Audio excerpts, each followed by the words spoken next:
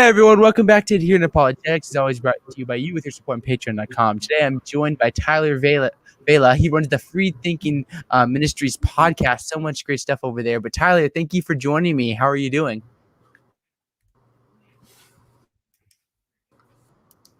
I'm doing very well. Thank you so much for having me.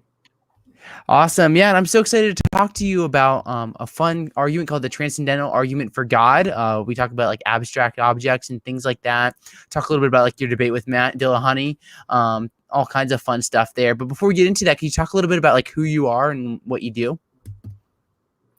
Yeah, so I host the FreedThinker podcast, blog, YouTube channel. I used to call it the FreedThinker Podcast, but now that there's a YouTube channel and blog and all, there's the FreedThinker, I guess. It's really dedicated and devoted to Christian philosophy and apologetics, largely towards philosophical naturalism. Kind of my background coming out of a secular household and growing up not religious at all, growing up an atheist and not, coming to know the Lord until I was 20 years old out of a philosophy class, actually. So it's kind of, geared towards addressing the things that I would have been reading and thinking about when I was an atheist, when I was, 18, 19 and starting out in philosophy courses at college. So it's really geared towards that. So I don't do a lot of apologetics with like, the cults or Jehovah's Witnesses or Hinduism or anything. It's just not my wheelhouse, but geared towards really that kind of apologetics with the new atheism, which a lot of people are about as well. But I also come from a theologically reformed background. So I do deal a lot with Reformed theology, with what's called Calvinism and the doctrines of grace, compatibilism and determinism and topics like that. And some of those interactions and how that affects apologetics when dealing with things like the problem of evil and the hiddenness of God and free will theodicies. And so there are some interactions with Molinism and why I think that's wrong. I know you have I think Kirk McGregor coming on next week or 2 weeks, something like that, talking about Molinism. So, how we view those issues differently. So I talk about some of that as well. And then, go ahead. No, keep going. I was just saying, and then from that, I've been invited to do a lot of debates, either online or in person, which I think is one of the reasons why you brought me here from my debate with Matt Dillahunty on the Great Debate. Yeah, with the epic Matt Dillahunty, I guess you could say. And yeah, I remember listening to that debate, and then I've just listened to your podcast. And I'm like, Tyler's a pretty smart guy. It'd be fun to talk with him about a really interesting argument for God's existence, because I think we can get so caught up in like the cosmological or the fine tuning or moral realism, but then we have like this transcendental argument, which is super super interesting because it gets to like the fundamental nature of reality, like the laws of logic and such. Could you talk about like what is the transcendental argument for God's existence? Yeah, so the transcendental argument typically comes out of a certain school of apologetics known as presuppositionalism.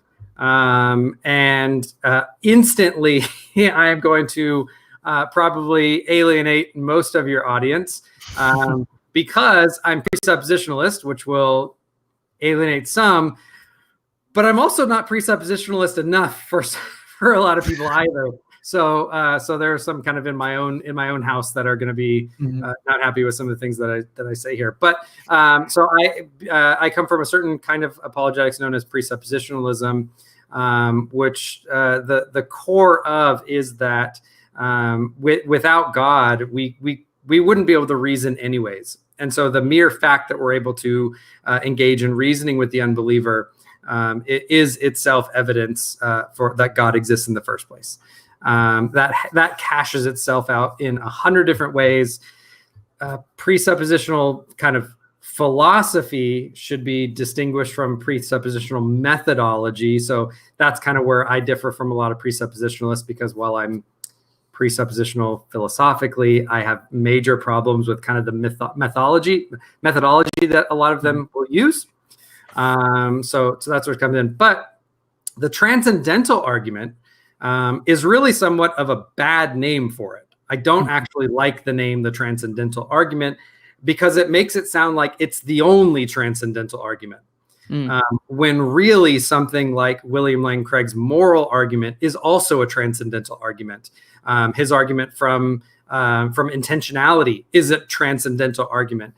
So something that is transcendental is following kind of in the footsteps of Kant and asking the question, what is a necessary precondition for what you're talking about? So, for example, William Lane Craig's moral argument, it's a transcendental argument because it's asking what is the transcendental fact that has to be true in order for objective moral values and duties to be true, right? So he's going to say God is that transcendental necessity. He's going to say without God, if God did not exist, then it follows that objective moral values and duties don't exist. He runs it as an inverse, right, argument, as a modus tollens.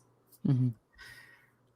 The transcendental argument in presuppositional circles that I've somewhat formulated along the similar lines to make it clear is similar. It's that if God did not exist, then, and I started kind of a long time ago with then the laws of logic wouldn't exist, which I think is true.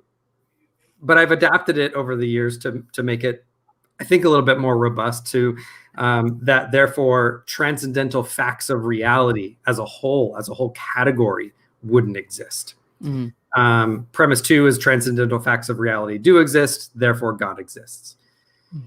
The reason, and I'm sure we'll talk about that argument quite a bit, but the thing that makes it an interesting argument and somewhat unusual and I'm sure we'll talk about circularity and things like that, is that William Lane Craig's argument, it's a transcendental argument, but it's not an argument that has implications kind of reflexively for itself. Right? So the fact that God is the transcendental necessity for objective moral values and duties doesn't kind of reflect on your ability to understand the argument itself. The fact that moral values, duties do exist doesn't reflect on the argument itself. But if you think about an argument for transcendental facts of reality, or if we pare it down to laws of logic, mm-hmm. Well, you have to use that very thing to even understand and reason about the argument itself. Yeah. So it has these little kind of reflexivity towards the argument itself. So that if God exists, if it's true that if God did not exist, then laws of logic or transcendental facts of transcendental facts didn't exist. Then it means we shouldn't be able to reason about this argument in the first place, right?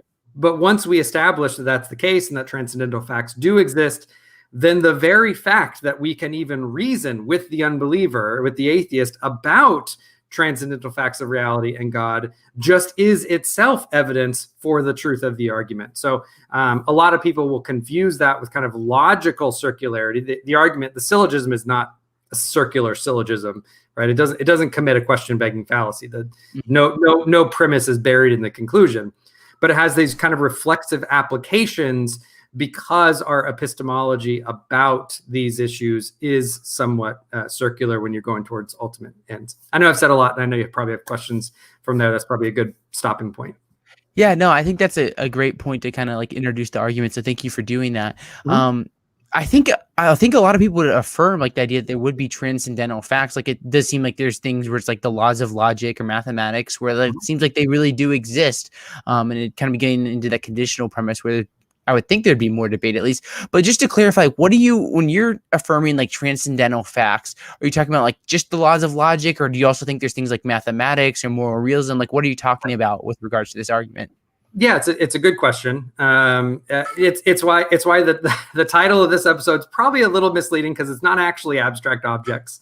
Mm-hmm. So a transcendental fact, when you bring it up, people really confuse it with a transcendent fact or something like that, right? So the instant a lot of kind of new atheists or online atheists hear that, they think you mean transcendent, like how we talk about God being transcendent or out there. When really a transcendental is something that is a necessary precondition for something, right? So when we talk about a transcendental fact in this type of argument, we're talking about transcendental facts that are preconditions for rationality, preconditions for us to be able to reason about things. And there are lots of them, right? So laws of logic is one, right? I mean, I don't know what it means to say we could reason about something without the laws of logic. This will come up later because some of the ways atheists try to get out of this argument is to say, well, there's no such thing as transcendental facts. And I say, okay, well, can you reason without the laws of logic? And they try to, kind of maneuver about that in different ways, right? Other transcendental facts, I think, are something like that, it has to be the case that something exists, not that nothing exists. It has to be the case that there are rational minds. It has to be the case that we live in an orderly and consistent or regular cosmos, right? If we didn't live in a kind of a law-abiding cosmos, we couldn't do rationality, right? So if it was the case that sometimes water boiled at whatever temperature it boils, let's say, I don't know what temperature it boils at, freezes at 32 degrees. Just say 100 Celsius, then that's really a really easy 100 Celsius, 0 Celsius is when it freezes, whatever it was. If it did that sometimes, but not other times, and sometimes it turned into a frog, and sometimes, whatever, you couldn't make inferences. You couldn't be rational in a universe that didn't have any type of consistency. Now, that consistency maybe could be different. Maybe there'd be different laws in another cosmos, but there has to be some type of regularity and law-like consistency. Otherwise, you just couldn't do rationality. Another one would be something like, and I think is important, is what we talk in philosophy called the one and the many, right? There has to be this weird paradox, and I understand trying to talk about what the one and the many is weird. But whatever we mean by it, there has to be this weird paradox where there's kind of a unity and diversity that exists at the same time. There has to be trees, but there has to be something that we mean by kind of a tree that they all kind of fall into. Otherwise, we would, every tree, we should call one tree Bill and we should call one tree Susan because they have nothing in common.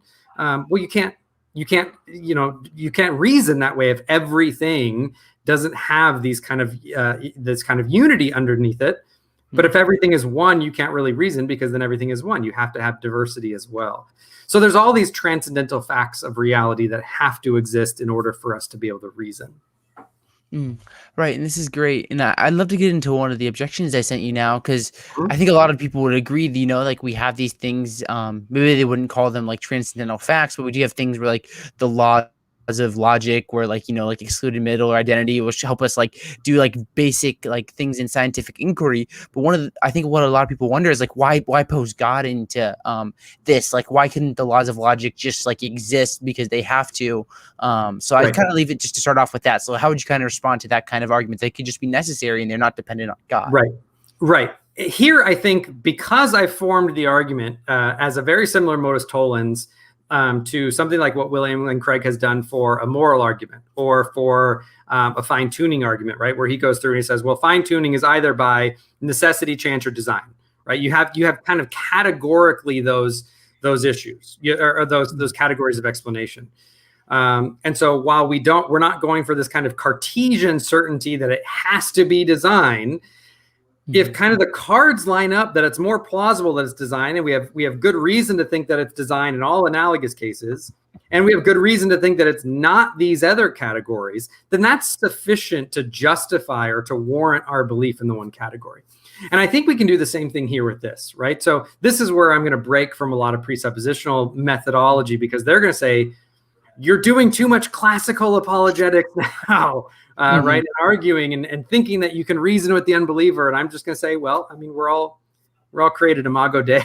I can reason with the unbeliever because we're all created in the image of God to reason, and that's fine, and I can point that out. But I think one of the things that we can say is, okay, well, I mean, in order for something to ground these transcendental facts of reality, what are some of the categories? What are some of the options, right? And so we can start from kind of the worst and work our way up. One of them is that it's just kind of the ultimate form of bootstrapping, right? You just in order for the natural world to be consistent, then it just already has to be consistent.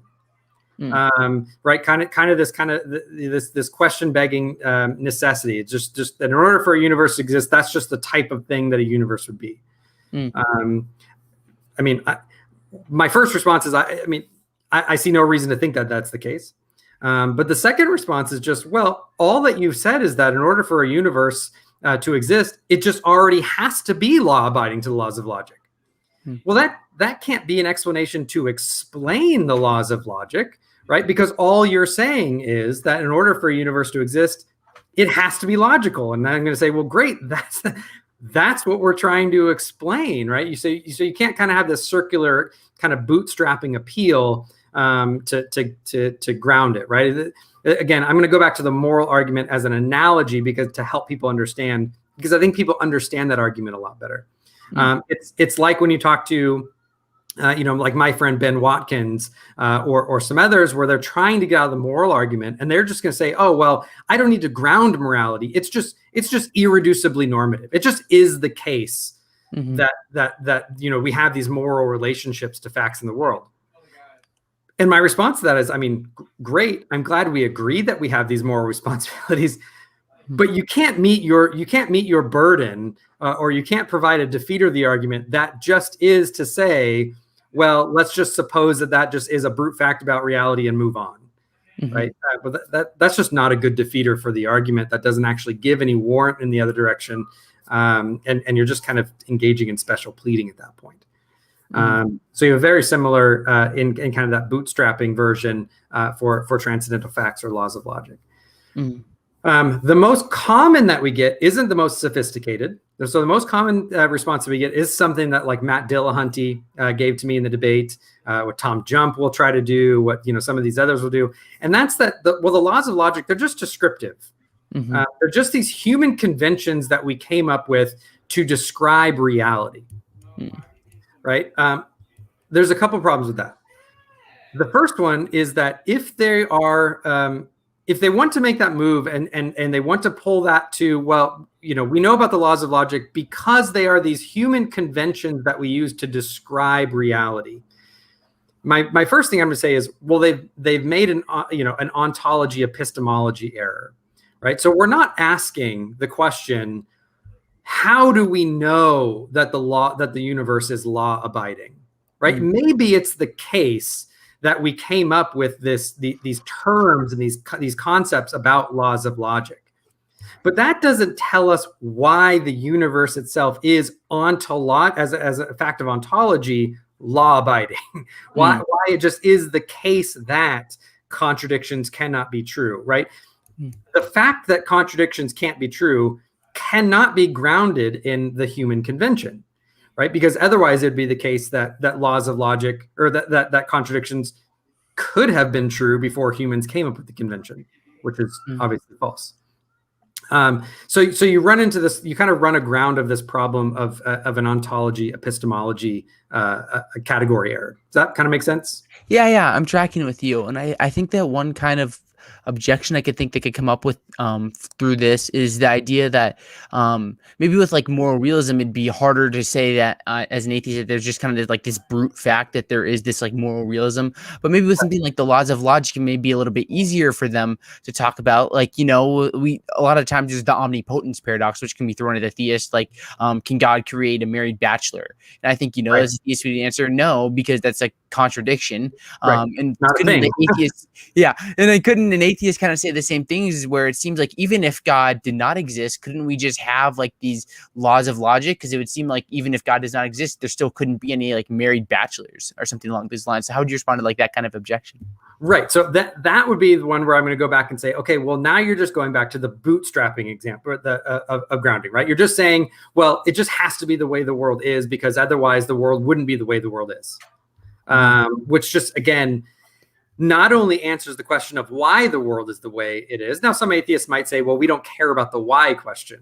I mean, let's take that with a grain of salt. But you can't use that as a defeater for the argument, because all you've really done is say, okay, well, I can provide a defeater of the argument by simply saying I don't care about the argument. As long as I just assume that the universe is law-abiding, that's enough to explain it. Well, again, what we're trying to explain just is the fact that the universe is law-abiding. So presenting that kind of bootstrapping as an objection doesn't actually get around as a defeater for the argument. So I'm curious, like, what kind of further objections do you kind of see to this argument? Because obviously, like, there's the more like popular level where the laws of logic are just descriptive. They aren't necessary, which I think is a little bit like a little silly. But like, what do you see from like more serious like people kind of trying to object to this transcendental argument for God's existence? Yeah, I think a couple things will come up. The first one, maybe not as serious, but much more common, and I think will trip up Christians a lot more. The human convention or descriptive one, I think, trips them up a little bit. But once you realize that we're talking about the thing itself and not how we know it, that objection kind of goes away. But one of them is something like what Tom Jump does, or what Other does, what I'm sure our mutual friend Braxton Hunter calls penhole thinking, right? So it's this idea of, well, you can't say, let's agree that there is this kind of this grounding for it, but we don't have to call it God. We can call it pantheistic naturalism. We can call it the flying spaghetti monster. Right, whatever it is, that will trip people up because they say, okay, well then how can I say that it's God if it could be this other thing? The thing that I try to do at that point is say, okay, well, Braxton calls it penhole thinking. I call it a rose by any other name thinking, or ad hoc thinking, because what actually ends up happening whenever the flying spaghetti monster is brought up as an alternative, right, either for this one or another argument, the question is, okay, why is the flying spaghetti monster, for example, a good alternative or a possible alternative to God? Right. So let's think about the laws of logic. Right. The laws of logic are immutable. They're absolute. They're transcendent. They're universal. Right. They're binding on principles of thought. Right. So you have this kind of you have this kind of explanation that can count as a possible explanation for that. And they're going to say, well, the flying spaghetti monster. And I say, oh, great. So typically what we mean by flying is something that is spacebound and moves through space. Okay, well, we don't actually mean flying. We mean this transcendental sense, and flying is spiritual. Okay, so you don't mean flying. And by spaghetti, we mean this kind of like grain-based food that we eat. And they say, okay, well, we really, it's not actually spaghetti. It's divine. It's what we, want to make up about. Okay, so you start redefining terms, and we say, okay, well, how can this now really not flying spaghetti monster, this whatever amorphous concept how can it ground laws of logic? Okay, well, it's personal. Okay, well, how can it make it how can it be authoritative for all principles of thought? Oh, well, it's omnirational. Okay, well, how can it how can it make them how can it make it so the laws of logic are binding on all of the cosmos, whether you're multiverse, single verse, whatever it is? Oh, well, this being is omnipotent and transcendent. And at a certain point you get to, okay, in order to make the flying spaghetti monster an alternative, what you have to do is make all these ad hoc adjustments to make it qualitatively identical to what we mean by God. So really all that they're saying is that the flying spaghetti monster is an alternative by being an identical concept. So it at the end of the day, it ends up just being a rose by any other name. It's not actually a defeater, right? So that's a really common one. It's harder and it trips people up because it takes quite a bit of spade work to show why it's not a good objection. Sorry, go ahead. No, you're good. Keep going. I was gonna say the objection that or the view that probably is, along with the human convention, is probably advocated by more atheistic philosophers, is going to be something like what Thomas Nagel is going to come up with, which is a kind of Platonic understanding of these things. So they're going to say, it just is the case that there are these abstract objects. They'll do this with objective morality. But Thomas Nagel in his book Mind and Cosmos is going to do the similar things with rationality and laws of logic, and it's going to be okay. There just is this abstract object that is the law of non-contradiction, such that there is no possible world that could exist that wouldn't abide by this law, right? It's just this necessary abstract object that exists. So we don't have to worry about, is there a possible world where contradictions can be true, right? Well, that's just not a thing that could possibly exist. The answer for that one is actually, again, very similar when that type of grounding comes up for the moral argument, which is just, I don't know what you mean at that point. I don't know what it means to say the law of non-contradiction exists, full stop, in kind of this Platonic realm. let alone exists in a way that is authoritative or impinges on the actual world, right? So let's say you have this realm of abstract objects. Well, why is it the case that the universe has to abide by this same realm, right? Because abstract objects are causally effete. They have no material impact on any type of natural world. So that same type of objection, and this is why I draw the parallel to the moral argument. That same objection where William Lane Craig says to the people who try to come with the Platonic view of I don't even know what you mean when you say that. To me, it's just opaque. It's just an incoherent category. Someone would have to do a lot more spade work to show what that even means, to say that these transcendental facts just are these necessarily existing abstract objects. So that's kind of how it goes. So at the end of the day, when you go through these different categories of grounding, they all fall away. We do know what it means. We have concrete categorical concepts when we're talking about God. We do know what it means to say a mind can be logical. So we can say that the laws of logic just reflect the mind of God, how God thinks. We can kind of piece the puzzle together that way. And so I have not only reason to think that that's the case, but kind of all of these alternatives just don't make sense at the end of the day, which adds warrant to my belief that this one category is a good explanation. And so far I haven't really heard any defeaters from it, or for this type of argument that I find convincing that fall outside of this realm. So the atheist might say, okay, well, that doesn't kind of deductively get you to, it has to be God. And I'm just gonna say, okay, well, I can go, I can go for what's most plausible. It seems most plausible, most probable that that's the case. I could do an abductive version of this argument where it just is the best explanation for these transcendental facts that God exists, and there's no stronger alternative, and so I have warrant to believe that this is the case until I'm provided some defeater for it. So that's kind of in a 25-minute nutshell what that argument. Yeah, no, that's great. One thing I'd love to go through, sorry, I lost my words there for a second.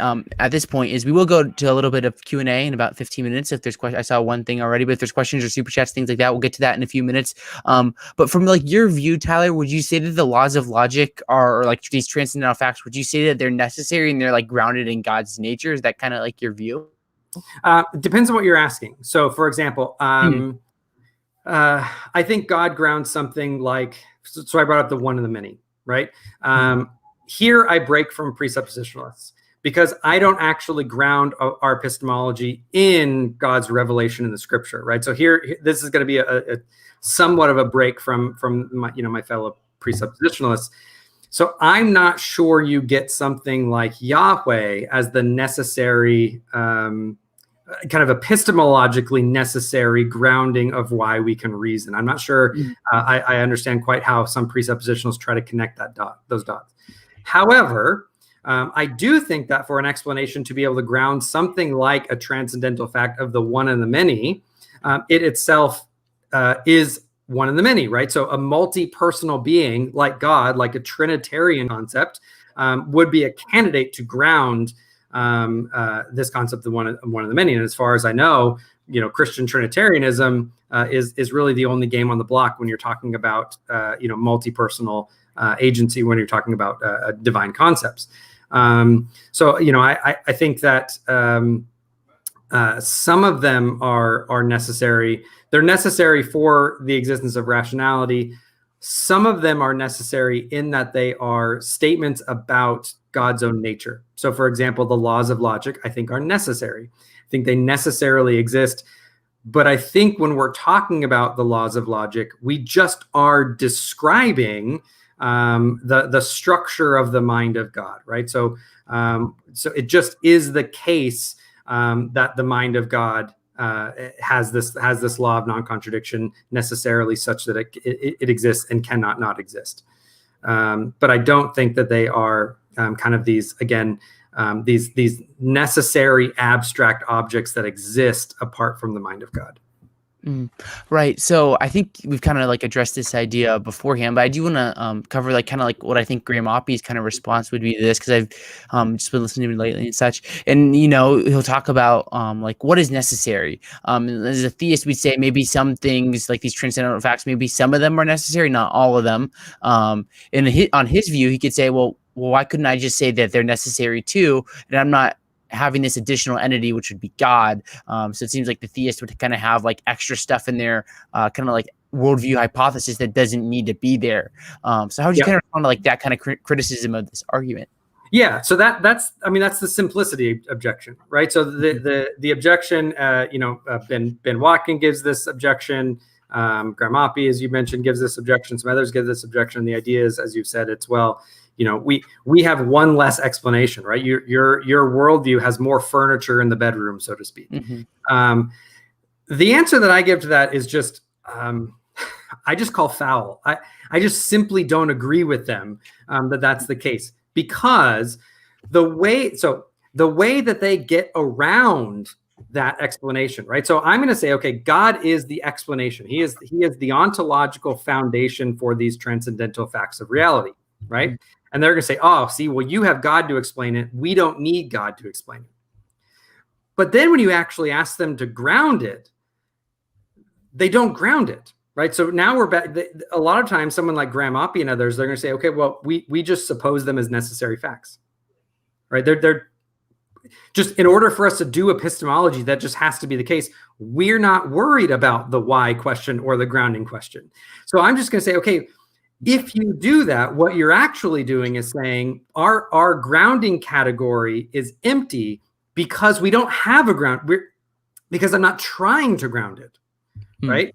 But the theist is trying to ground it, right? So of course we have something in our grounding category because we're actually trying to provide a grounding explanation for it. When someone like Graham Oppy doesn't do it, I'm just going to say, okay, well, now you're just appealing to brute fact without explanation. If the instant you try to actually give an explanation for the laws of logic, you would need to supply something in that grounding objection. And at that point on naturalism, I think what you would find is that they would have, lots of right. So for us, right, we have God, right? God explains transcendental facts of reality, like laws of logic, one of the many, an orderly universe, why there's irrational agency, right? You have all of these, dozen transcendental facts that God grounds, all 12 of, all dozen of those. God also now grounds, right? He has high explanatory scope. He grounds objective moral values. He grounds fine tuning. Right. So we actually have one explanation that grounds dozens of features of reality. The naturalist, once they start getting into the explanatory game, which is the same level that we're playing on, they're going to have to multiply explanations. They're going to have different ones for all of these. So it's just comparing apples to oranges, I think, when the atheist says, oh, well, you have more explanatory features in your worldview, and so ours is simpler. And I'm just saying, okay, well, it just looks like yours is simpler because we're talking about different levels of explanation. The instant you actually try to explain it, you're gonna have manifold more explanations than we are. So I don't find that objection convincing. Yeah, it's one thing I've been thinking about recently, especially like thinking about like the argument from consciousness more. Like if you're gonna, a lot of people are going away from physicalism, and you have like a lot of atheists would maybe be like panpsychists or something like that. And it's like you could have this kind of like idea where just mental facts are just kind of, or not mental, but just the mental is just grounded into the physical as like this brute fact. But it seems like the theist would have a simpler explanation with there just being a mental being, the fundamental nature of reality. And when you get into all the other arguments, I think that helps a lot. So one question I have for you is kind of like, where does this leave us? Like, you talk about like kind of being precept, but then not being precept, and you wouldn't like take it all the way to like this proves that the Christian God exists. But like with this kind of argument, where do you think this kind of leaves us when it's all considered? It's a very good question. I think it leads us in a stronger place as far as it comes to something like epistemic warrant for our Christian worldview. It seems to me the case, and again, this is one of the reasons why I'm not a presuppositionalist when it comes to methodology is because I'm not one of those people that's going to be like going around and constantly repeating, by what standard, and Mm-hmm. telling atheists that I'm not going to try to reason or engage with them because they're every time they try to reason, they're blaspheming God, and I'm going to say, okay, well, they're going to do it anyways, so we might as well highlight the truth of Christian revelation that God has shown us. I think one of the areas that it leaves us again is on a much stronger epistemic footing. It leaves us on the understanding that we can engage with the unbeliever, we can engage with the atheist in kind of a higher order level. So I saw one comment that says this is something that's actually already accounted for within classical theism. And I'm going to say, well, I mean, a presuppositionalist is a classical theist, right? So it's not that we're competing systems. A presuppositionalist is just going to say, okay, well, there's classical theism. Let's pull back the curtain and talk about the things that are grounding classical theism on kind of a worldview level and say, okay, in order to do classical theism, we talk about arguments from God. What has to be the case for us to even talk about arguments from God? Well, you have to have these transcendental facts of reality. Well, in order for us to have these transcendental facts of reality, guess what? God already has to exist. So for us to even engage and talk about the kalam or the contingency argument or any of these kind of other arguments, or to talk about evidences under an evidentialist system, right? Because, presuppositionalists aren't against evidence, by the way. It's just that we think evidences make sense because God is the necessary precondition for us to understand evidences. Mm-hmm.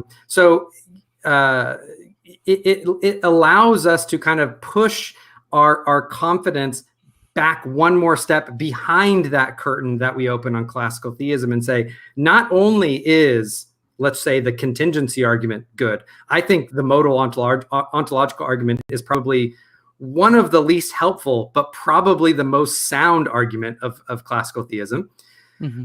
But what presuppositionalism does is say, okay, we don't just kind of have to sit at this level of we think these arguments are good arguments. It lets us go one more level and say, we have the confidence to say that not only are these arguments good arguments, but the mere fact that we can even talk about these arguments and reason about these arguments adds to our confidence that God is good, God is personal, God has set up an orderly universe, God is involved in us. We are personal agents to mirror and reflect God and live in His creation. To follow the Westminster Confession, to glorify Him and enjoy Him forever. So that I think it really moves. It can have a powerful impact on the unbeliever that you're arguing with, but I think it puts us on much stronger footing, where in order for the atheist to actually undermine kind of our confidence in our Christian religion and Christian faith, they actually now need to not just provide a defeater for these arguments, they now need to provide a grounding alternative for these things where we can even talk about these things within their own worldview. And so far, the attempts to do so, I just think, have been poor, to say the least. Fair. Let's go to a little bit of Q&A here, and we'll wrap things up here. The first thing we have is a super chat from John Box. So thank you so much for supporting your super chat. He says, if abstract objects are necessary, why do they need an explanation outside of themselves? Isn't God's necessity a sufficient explanation for His existence? Right. Okay. So very, very good question. So there's a distinction between a brute fact and a necessary fact that's commonly made. Not that John is making this, but just to tee it up because some other people might be reading it this way. A brute fact is something that exists or is true without explanation. It just is the case, and to hell with explanation, right? I find arguments for brute fact just abysmally poor and rather lazy, right? Something exists and there's an explanation for its existence. As John points out, God exists necessarily, and something like the contingency argument is an argument that God's own necessity is an explanation for His existence, right? And so John is going to push the other side and say, okay, well, if we're saying that something like a necessary fact, like transcendental facts, he's put abstract objects again. It's not quite an argument from abstract objects, but an argument from transcendental facts or laws of logic or something like that. If those are necessary facts, why can't their own necessity explain it? The answer to that is simply that when we think about the types of things they might exist necessarily in the sense that they cannot fail to exist, but it doesn't mean that they necessarily exist independently, right? So when we talk about the laws of logic, we are talking about something like the laws or principles of true thought. Well, unless you want to go Platonic, which again, I don't know what that means. I don't know what it means to say that the laws of logic exist necessarily kind of in abstracta, right? I know what it means to say that the laws of logic exist as a description of the mind of God, and therefore we can say they exist necessarily because God exists necessarily. But I don't think we can kind of appeal to the thing of in itself as the grounds for its own being, even though it might necessarily exist. Right. So, a good example we could think of, it just is the case that any possible world that God could create, north will always, north will always be north of south. That just is tautologically true. But it's not the case that north and south necessarily exist. Right. So, you can talk about these kind of, to say it sloppily, you can kind of talk about these contingent necessities. These necessities that don't exist in and of themselves for their truth makers, right? So I think when we're talking about something like laws of logic or the one and the many, they're grounded in something, even though they're necessary. Yeah, that's great. Another question here we have is from BDS, which says, sorry if this was already covered, but are there papers defending this argument? So are there like papers, books that you could kind of point people towards to kind of look at like defending the transcendental argument? There are. If you go to, I can't remember the name of the paper, but James Anderson, he's a philosopher at RTS, where I'm working on my master's. Actually, he's a really brilliant Christian philosopher. He actually has done a couple papers in dealing with defending laws of logic, or something like a transcendental argument from laws of logic, and he goes through some of these objections and how to overcome kind of the human convention objection, how to overcome some of these Platonic objections, and so he does go through and defend them. I'm sorry, I don't have the paper right off the top of my head, but James Anderson is going to be a good example of a philosopher doing that. Yeah, definitely.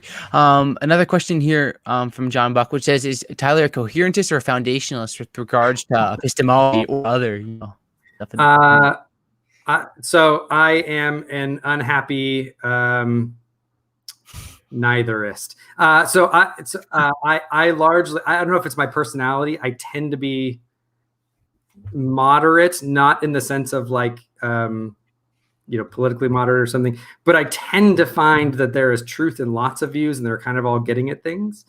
And so I just think that it just is the case that coherentism and foundationalism are probably both true in significant ways.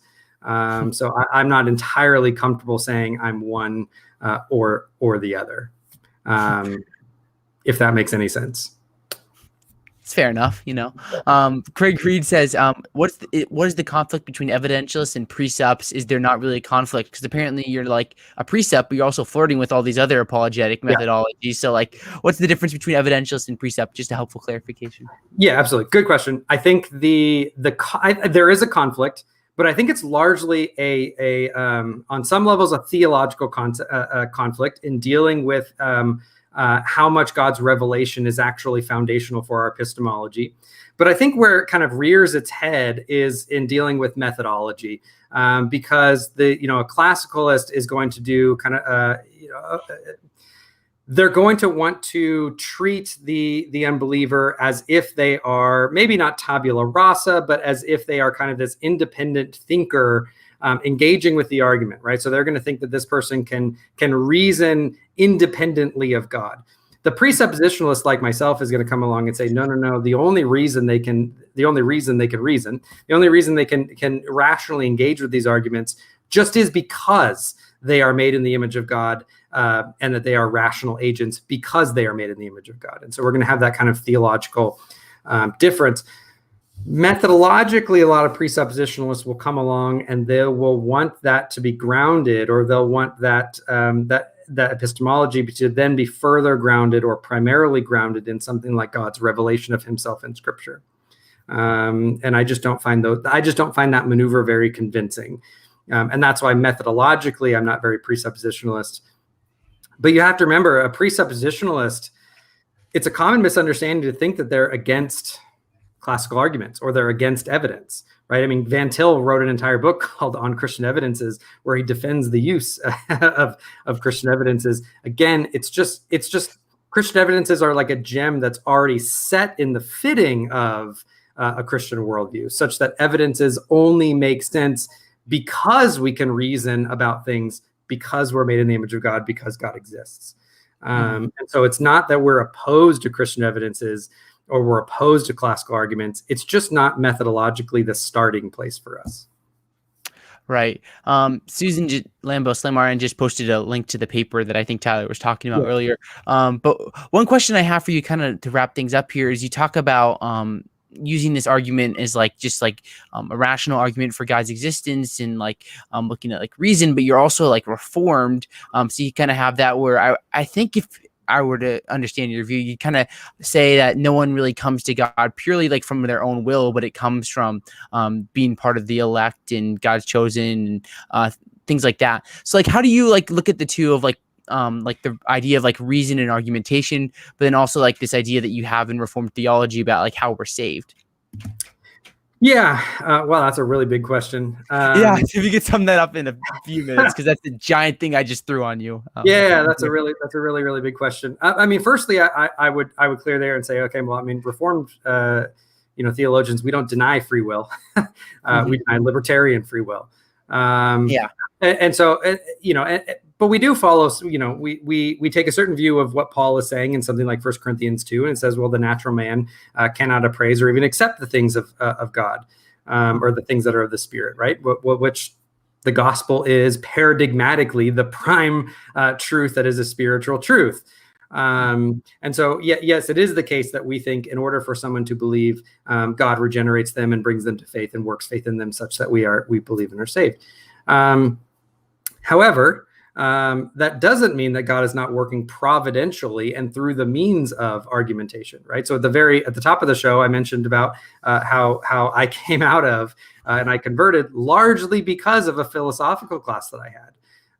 So it was actually my atheistic professor going through these arguments for the existence of God, hitting on some of the reasons why naturalism, he was a good Hegelian, if you could say that as someone who kind of follows Nagel, and basically saying, look, our naturalism doesn't really account for these things very well. And yeah, theism can do it, but I just don't want that to be the case, or, rationally don't want that, not necessarily emotionally in that sense. And that, struck a chord with me and started to work on that, something that God used kind of providentially to bring me to faith. When we talk about kind of salvation and soteriology, we're just talking about a different kind of explanation, right? So it absolutely is the case that the Spirit of God has to move among someone for them to be saved, right? But the presuppositionalists and the Reformed, not all Reformed people are presuppositionalists. We just are going to say that one of the means by which God uses to bring some people to himself may just in fact be arguments and evidence and so on and so forth. Well, fair enough. And thank you for in just a few minutes going through that really big and deep question. But thank you so much for your time, Tyler. Is there any kind of like last thoughts, things you didn't get to say that you want to say? And then feel free to like share like how people can follow you and your work. Not really anything that I didn't say or didn't get brought up. So I think if people want to read or hear more about this, my blog, FreedThinkerPodcast.blogspot.com is one way to find stuff. You can go watch my debate. I largely went through this argument or this type of kind of quasi presuppositional method when debating people like Aaron Ra, Matt Dillahunty, Tom Jump, and some others. But you can see it through a lot of apologists who are now coming out with YouTube channels and stuff, kind of championing presuppositional apologetics. So. Yeah, Eli Ayala is a great Yeah. presuppositionalist that I think Yeah. everyone likes, even if you're not presup. I think Yeah. it's hard to not like Eli. But thank you so much, Tyler, for your time. I'd encourage everyone to follow Freethinker Ministry. I keep saying you're Tim Stratton. You're definitely not Tim Stratton. Nope. The Freethinker Podcast. You can follow. There's a link down below to follow Tyler on Twitter. All sorts of great stuff. And if you're new to Adherent Apologetics, I encourage you to subscribe. You can leave a like on your way out. That means a lot. If you enjoy the show, you can support us on Patreon.com/Adherent Apologetics. Right now, we're about 83% funded, so I appreciate everyone's support through that. And you can support for as little as a few dollars a month, so I appreciate that. But Tyler, thank you so much again for your time. Thank you so much for having me. I really appreciate it. And thank you everyone for tuning in. Craig, John Bach, Susan, everyone else. Have a good one.